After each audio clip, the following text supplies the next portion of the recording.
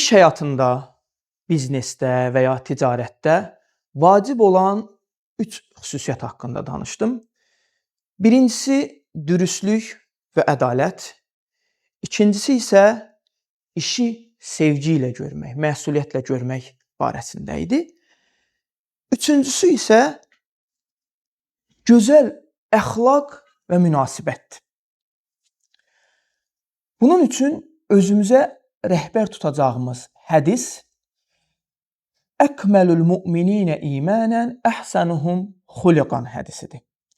İman baxımından ən kamil mömin əxlaqı ən gözəl olanıdır. İş yerində gözəl davranış, həmkarlarına hörmət, mehribanlıq göstərmək, yardımsevərlik və s. bunlar hamısı gözəl əxlaqdan sayılır. Amma gəlin açıq danışaq da, dedikodu, umuçsu, şikayət, əsəbləşmək, incik sözlər, bunlar iş mühitini zəhərləyir.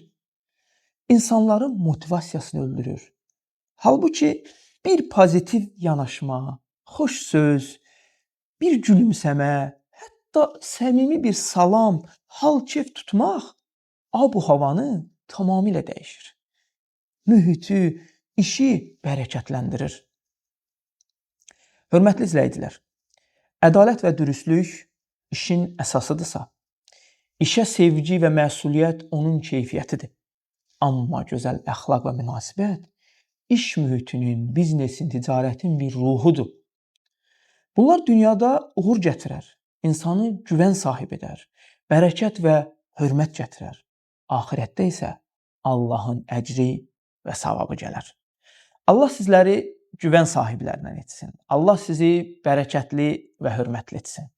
Allah amanında görüşənədək.